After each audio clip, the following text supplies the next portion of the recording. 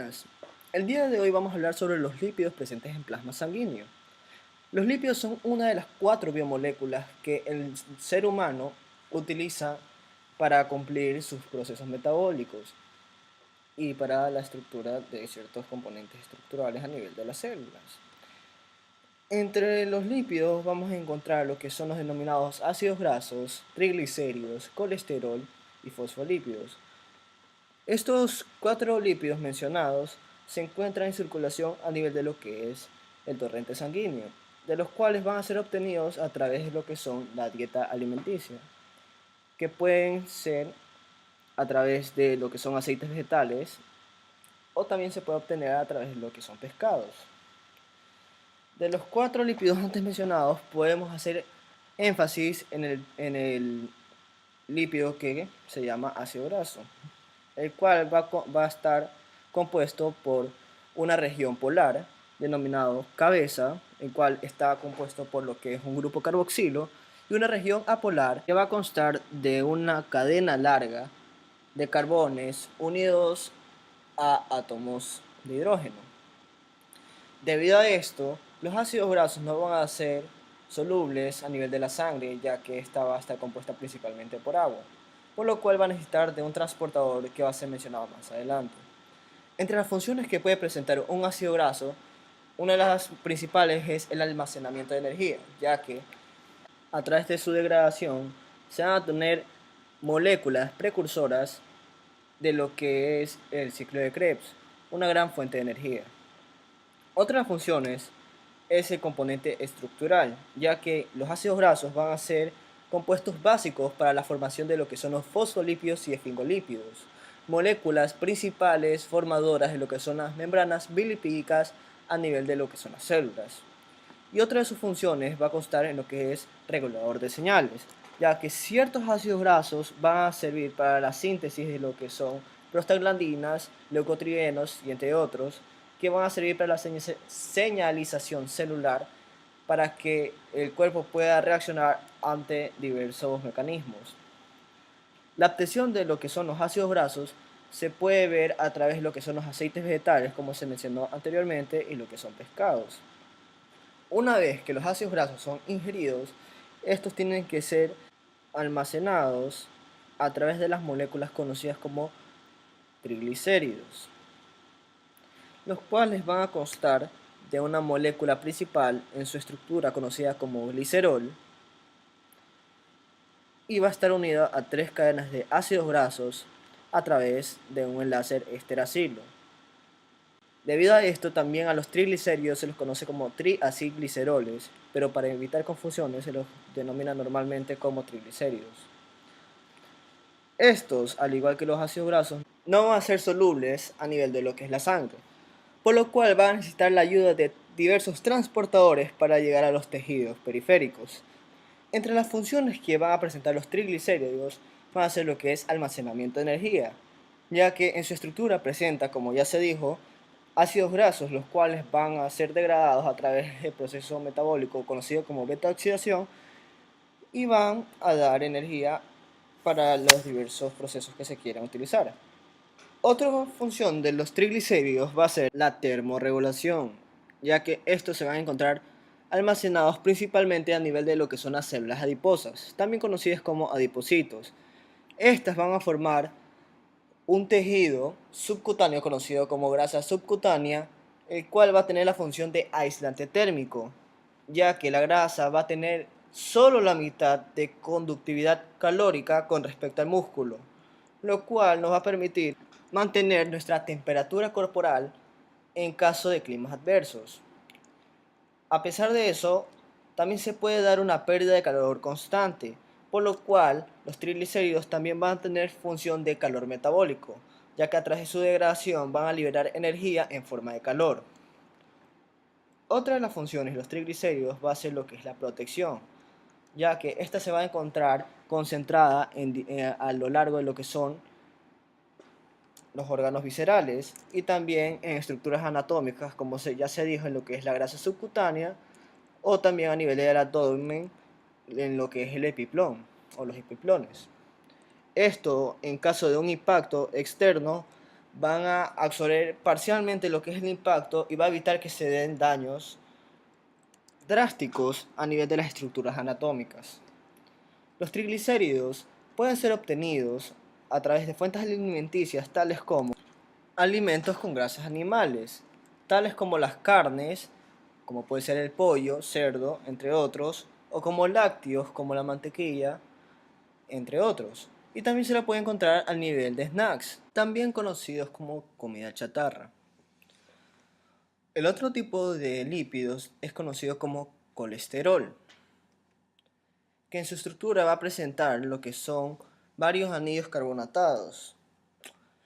Estos tampoco pueden ser disueltos en lo que es la sangre, por lo cual van a necesitar de transportadores.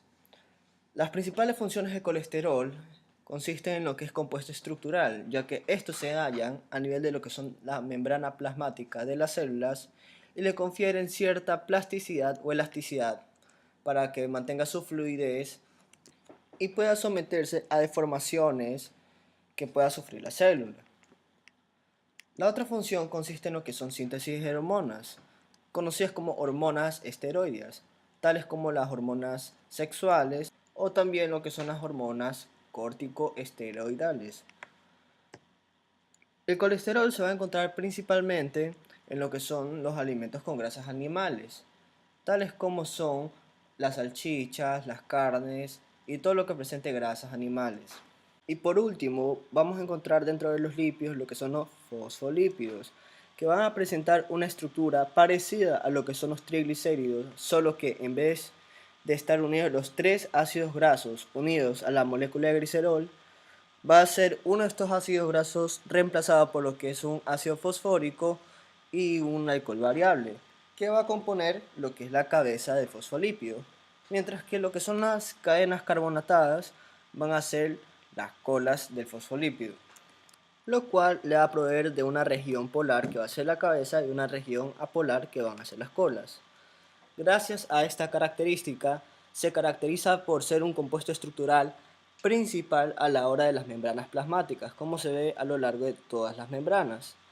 Y este tipo de lípido se encuentra normalmente en lo que es el huevo y ciertas semillas como son la nuez.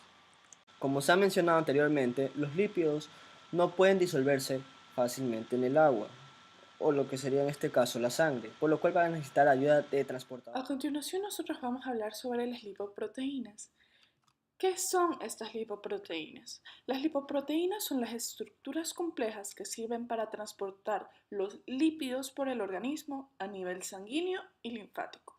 También colaboran en el transporte de aminoácidos. Las lipoproteínas están formadas por una capa externa constituida por fosfolípidos, apoproteínas y colesterol libre, y estas son de una naturaleza anfipática. En el interior de estas mismas está constituida por triglicéridos y colesterol esterificado, las cuales son hidrofóbicas. En las respectivas imágenes podemos ver cada una de las constituciones que ésta tiene. Las lipoproteínas en sí se clasifican según sus densidades, que se demuestran por medio de su propia separación centrífuga. Estas densidades van aumentando desde los kilomicrones, que son de la densidad más baja, pasando a las lipoproteínas de muy baja densidad, las VLDL, la de densidades intermedias, que son las IDL, y las de baja densidad, las LDL. Aparte de esto viene la de alta densidad, que son las HDL. Sin embargo, tenemos que prestar mayor atención cuáles son las apoproteínas de cada una de estas clasificaciones. Los kilomicrones poseen las apoproteínas C, B48, E y A. Las VLDL poseen la B100, la C y la E. Las IDL poseen B100 y la E. La LDL poseen la B100 y las HDL poseen las ApoA, C y E. Escribir cada una de estas lipoproteínas. Empezaremos con los kilomicrones. Estos en sí se forman a partir de las grasas alimentarias en los enterocitos, que es el intestino, y penetran los ganglios linfáticos y llegan a la circulación general por el conducto torácico. Este tiene como función principal el transporte de grasas exógenas, o sea, alimentarias. Los kilomicrones en sí entregan los triglicéridos de la dieta a los tejidos periféricos y entregan el colesterol de la dieta al hígado en forma de kilomicrones residuales. Sobre el metabolismo de los kilomicrones. Estos tienen origen en los enterocitos del intestino. A partir de estos, cuando estos son sintetizados, en estos se puede ver la formación de la ApoA y la ApoB48. De ahí ellos viajan a los tejidos periféricos, cargando triglicéridos. Estos triglicéridos se los eliminan los kilomicrones por acción de la LPL, que es una enzima lipoproteína lipasa que se encuentra en la superficie luminal del endotelio capilar, del tejido adiposo, de los tejidos musculares y cardíacos. Esto resulta que los ácidos grasos se liberen y lleguen a los tejidos que se los puede utilizar, ya sea como energía o para su reesterificación como triglicéridos. Cuando esto pasa, el kilomicrón se vuelve más pequeño. El colesterol, los fosfolípidos, las ApoA, las ApoC salen de la superficie de los kilomicrones y estos las absorben las HDL. El colesterol esterificado se traslada a los kilomicrones remanentes desde las HDL a cambio de triglicéridos gracias a una proteína transportadora del estercolesterol. En las células hepáticas, estas quitan rápidamente de la circulación a los kilomicrones, así despojándolos de los triglicéridos y estos se enriquecen de los estercolesteroles. Estos son identificados por la ApoE de los receptores del hígado. Ahora proseguiremos con las VLDL. Estos se forman a partir de los triglicéridos y se sintetizan en el hígado, ya sea de novo o por reesterificación de los ácidos grasos libres. En sí, las VLDL contienen algo de colesterol, ApoB, ApoC y ApoE. Estas son la principal forma de transporte de los triglicéridos endógenos, o sea, entrega los triglicéridos del hígado a los tejidos periféricos, secretados mismo por el hígado. Y estos comparten un mismo destino que los kilomicrones, ya que son eliminados por la acción de la LPL. Por la acción de la LPL, las VLDL se hacen más pequeñas y de su superficie salen los fosfolípidos, el colesterol libre y las apoproteínas, los cuales son captadas por las HDL. Con lo que las VLDL en sí se convierten en partículas más densas, que serían denominadas las IDL. El colesterol que se ha trasladado en las HDL se esterifica y el éster de colesterol vuelve a las IDL por obra de la proteína de transporte del éster de colesterol. En el hígado, la lipasa de los triglicéridos hepáticos hace que se desprendan más triglicéridos. Gracias a esto, las IDL se pueden volver en las LDL. Como ya dijimos, la IDL en relación con las VLDL nos podemos saltar ya que su interacción en el metabolismo es muy corta. A continuación empezaremos con las LDL, que se forman a partir de las VLDL por medio de las IDL, como ya mencioné anteriormente. Las LDL pasan por las uniones entre las células del endotelio capilar y se adhieren a los receptores de las LDL que hay sobre las membranas celulares que reconocen las ApoB100. Estas se internalizan y se degradan por lisosomas y estas liberan el colesterol. La enzima implicada es la HMG-CoA reductasa, la cual queda inhibida también por su producto final. El colesterol libre en sí también estimula su propia esterificación a éster de colesterol al estimular la enzima acetil-CoA colesterol aciltransferasa. Los receptores de las LDL son saturados y disminuyen su síntesis a medida que aumenta el colesterol intracelular. Y los macrófagos, derivados de los monocitos de la circulación, pueden absorber las LDL por medio de los receptores. La siguiente y última lipoproteína es la HDL, que esa se sintetiza principalmente en el hígado y en menor medida en las células del intestino delgado y forman el precursor HDL naciente. Estas en sí proveen las ApoA y las ApoC y transportan el colesterol de los tejidos periféricos del hígado al hígado, de forma que estos se consideran el colesterol bueno. Su formación en esta HDL actúa la ATPasa de tipo ABC1 que estimula la absorción del colesterol. He de mencionar que los HDL nacientes tienen una forma de disco, pero con la actuación de esta enzima, esta empieza a tener una forma circular.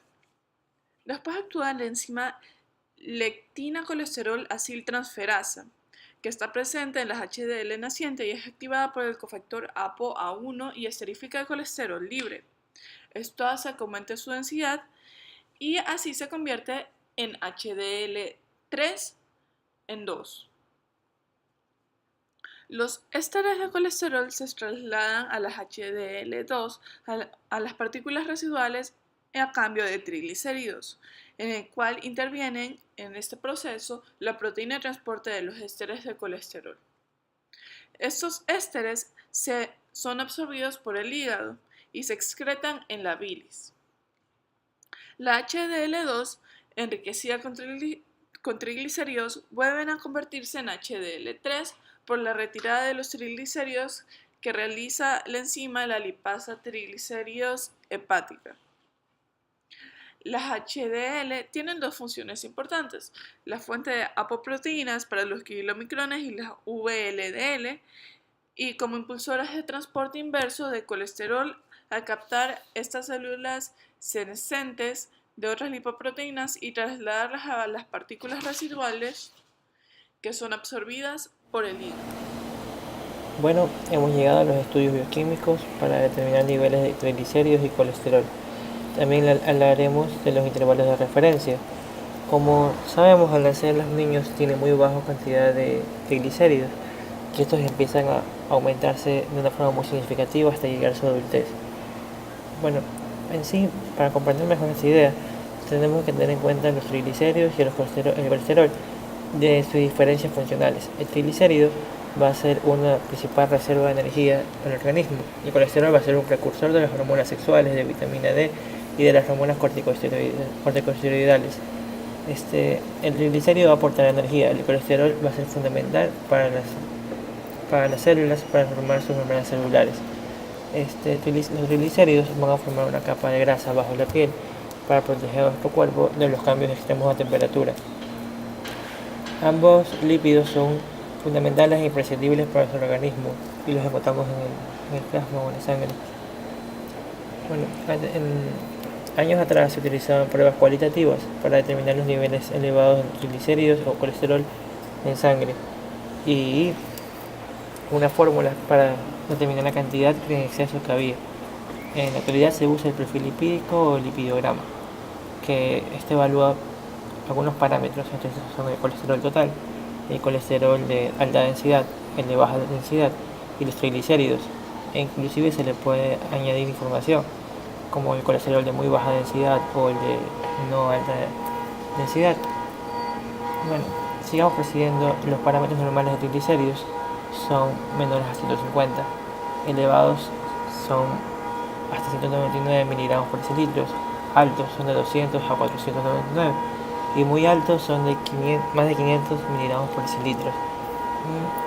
Las causas de una elevación o de una disminución de triglicéridos que podría provocar una hipertrigliceridemia o una hipotrigliceridemia son varias causas, son varios factores de riesgo. Entre ellos está el hábito de fumar, el consumo de alcohol, la falta de actividad física, un régimen alimenticio con alto contenido en grasa y carbohidratos, antecedentes familiares, puesto que esta enfermedad también puede ser caracterizada por una herencia dominante. Es muy común en el caso de las hiperlipidemias, que puede ser causada por un exceso de colesterol o exceso de triglicéridos. Incluso puede ser causada por hipertensión, una diabetes o una actividad insuficiente de la glándula tiroides. Aquí bajos en grasa.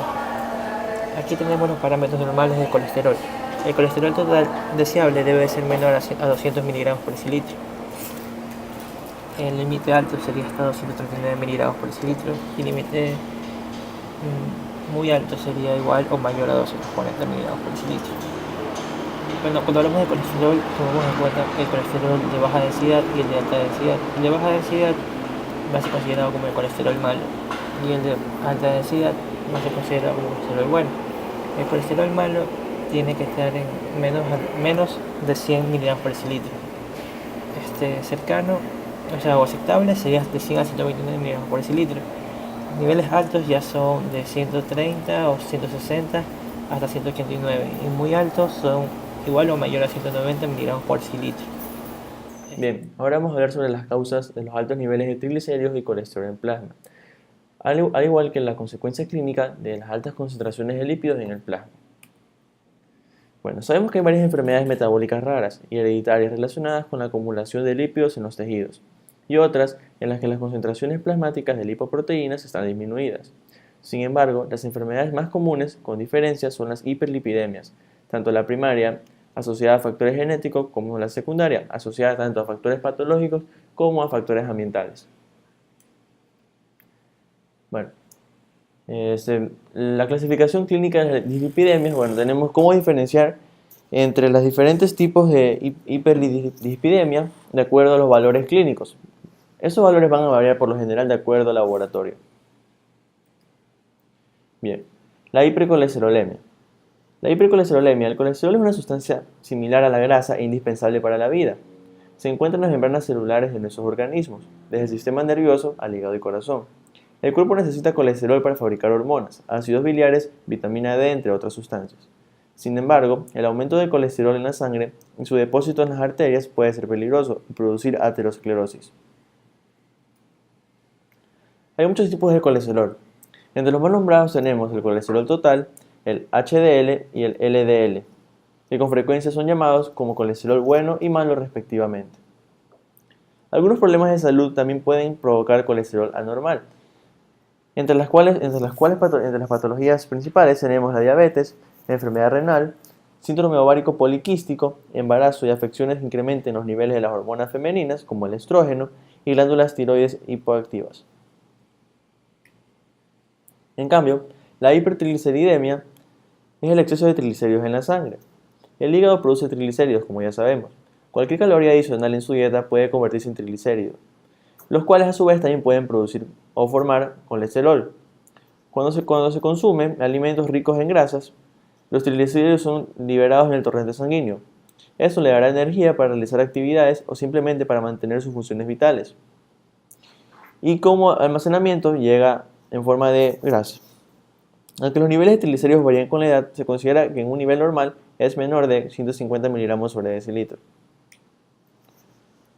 Bien, una forma de clasificar las dislipidemias es de la forma básica, en hipercolesterolemia e hipertrigliceridemia. A su vez, estas se clasifican según su causa en primarias y secundarias. Y una tercera forma de clasificar a las dislipidemias es según su fenotipo, cual tenemos hipercolesterolemia aislada, hipertrigliceridemia aislada, hiperlipidemia mixta y el déficit aislado de HDL. Bueno, en etiología podemos encontrar que tenemos la primera causa es por defectos genéticos, que es la primaria. Las patologías causantes de dislipidemias, entre las principales tenemos la obesidad, la diabetes mellitus, el hipotiroidismo, la colestasia, la insuficiencia renal y el síndrome nefrósico. Y como factores ambientales tenemos los cambios cuali y cuantitativos de la dieta y de algunas drogas, y la ingesta de algunas drogas. Clasificación de las dislipidemias. Se utiliza una clasificación clínica de estas patologías, que es la clasificación según su fenotipo. A su vez, para cada categoría debe agregarse la calificación de primaria o genética o secundaria. Bien, la hipercolesterolemia aislada. Las principales causas son hipercolesterolemia familiar, hiperdislipidemia combinada e hipercolesterolemia poligénica. Esta se asocia a patologías como el hipotiroidismo, el síndrome nefrósico, en etapa avanzada y a la colestasis. Los principales factores ambientales son un consumo excesivo de colesterol, grasas saturadas y transácidos grasos y el uso de andrógenos, prostágenos y anabólicos de origen androgénico, hormonas en sí derivadas. Bueno, la hipercolesterolemia familiar. La hipercolesterolemia familiar. La forma homocigota se presenta una en 1.000.000 y se expresa desde la infancia, la cual es causada por un defecto en la captación o internalización de las LDL a nivel celular. Bueno, se caracteriza por reducción o ausencia de los receptores LDL a nivel del colesterol total, la cual tiene como sintomatología el arco corneal, xantomas tendinosos, estenosis aórtica y cardiopatía coronaria en la segunda década de vida. Mientras que la forma heterocigota se identifica por niveles de colesterol total mayores de 350 miligramos sobre decilitro. Y al igual que la anterior, también se caracteriza por la presencia de arco corneal y xantomas tendinosos, y se asocia a la enfermedad coronaria que aparece en la tercera y cuarta década de la vida. La dislipidemia familiar combinada. Bueno, es la prevalencia desde 3 a 5 por 1000. Se asocia a un alto riesgo de cardiopatía coronaria. Tiene por lo general presenta antecedentes familiares de cardiopatía coronaria precoz y dislipidemia. Es la consecuencia de una sobreexpresión del gen de ApoB y se asocia a un incremento en la síntesis y secreción de VLDL. Y en formas leves y moderadas predomina la elevación de la VLDL, y en las formas severas, debido a la secreción hepática de VLDL, con vía preferencial hacia la LDL, predomina el incremento de LDL y el colesterol total. Una forma de clasificar la forma leve y la forma severa, con el incremento de la VLDL y LDL respectivamente. Bueno, estas son varias causas asociadas a la hipercolesterolemia familiar. Como principal, la que predomina en esta clasificación de las causas, tenemos la hipercolesterolemia familiar asociada a la elevación de la LDL. Bien, la hipercolesterolemia familiar presenta un trastorno genético causado por un defecto en el cromosoma 19, la cual consiste en la incapacidad de eliminar la lipoproteína LDL de la sangre. Niveles elevados de colesterol LDL en sangre se presentan por lo general, lo cual produce el estrechamiento de las arterias a raíz de arteriosclerosis a temprana edad, la cual también se caracteriza por una afección que se hereda de forma genética. La hipercolesterolemia poligénica es un síndrome poco definido que reconoce antecedentes. Es la causa genética de mayor prevalencia y se presenta como una hipercolesterolemia aislada, leve o moderada. Se han descrito defectos en las señales de la regulación del colesterol en la secuencia de absorción, captación hepática y actividad del receptor.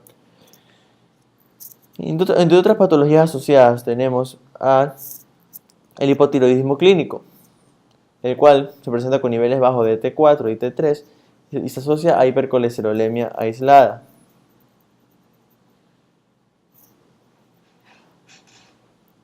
El síndrome nefrótico, por su parte, en una fase avanzada, se asocia a la hipercolesterolemia aislada. Existe una mayor síntesis y secreción de la VLDL con vía preferencial hacia la LDL, al igual que en la dislipidemia familiar combinada, como una reacción general de las proteínas de fase rápida en respuesta de la pérdida a albúmina, que es un transportador innato de los lípidos en sangre. Bien. La hipertrigliceridemia aislada en general corresponde a defectos leves a moderados del metabolismo de la VLDL, ya que los defectos severos se expresan como hiperlipidemia mixta debido al contenido significativo del colesterol de las VLDL. Existen 3 causas principales asociadas a esta alteración: causas genéticas, causas patológicas secundarias y causas ambientales. Bueno, bien. Una patología derivada de esta es el síndrome de la resistencia a la insulina o hiperinsulinemia, en el cual hay un incremento en la síntesis de la VLDL y se acelera el catabolismo de la HDL. Esta se encuentra asociada a la obesidad de dominio abdominal y a la diabetes tipo 2. Entre sus componentes existe la dislipidemia, que característicamente se expresa con una hipertrigliceridemia con nivel de colesterol HDL bajo. Las hiperlipidemias mixtas. Esta puede tener un origen genético, que es el de mayor prevalencia, en las cuales se da por lo general asociado a dislipidemia familiar combinada, a dis-beta-lipoproteinemia, defectos severos relacionados con el déficit de la ApoC2 y lipasa proteica periférica, y por sobreexpresión de ApoC3. Bien, la dis-beta-lipoproteinemia tiene una incidencia de 3 a 5 por 1000. Tiene un elevado riesgo de cardiopatía coronaria precoz y aterosclerosis periférica, y obedece a un déficit de ApoE o a la presencia de la condición de homocigoto de isoformas ApoE2E2, por lo que existe un efecto en la captación de remanentes de kilomicrones y de VLDL. Se expresa con una elevación de triglicéridos y de colesterol total con una relación cercana a 1, y a su vez se asocia a depósitos lipídicos tisulares, xanteoma palmar, y frecuentemente a diabetes tipo 2 y a obesidad. Bueno, y finalmente el déficit de la HDL se da por lo general con una disminución del nivel del colesterol HDL, el cual puede llegar a ser 35 mg sobre decilitros o inferior a esto. Es un factor de riesgo independiente de cardiopatía coronaria, y la reducción de los niveles del colesterol HDL puede resultar de un defecto de la síntesis de la ApoA o de una aceleración de su catabolismo por un mayor contenido de triglicéridos, producto de una transferencia de VLDL cuando estas están elevadas. Bien.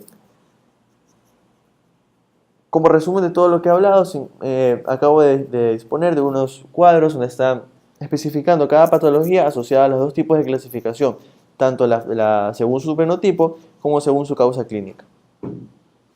Al igual que con las causas de las dislipidemias, en caso de causas patológicas, y también las condiciones ambientales causales de dislipidemias. Respiratorio. El tratamiento para estas personas sería dejar de fumar principalmente, hacer ejercicio, comer abundantes frutas y verduras, granos enteros, pescados. En caso de que todo esto no funcione, consultar a su médico para diversos medicamentos, ya que estas enfermedades no se pueden tratar generalizadamente, sino específicamente por cada individuo, ya que todos los seres son diferentes. Y recomendarle una dieta muy bien regulada. Bueno, eso es todo por el video. Muchas gracias, espero que haya sido de su agrado y que les sirva para futuros estudios. Bye.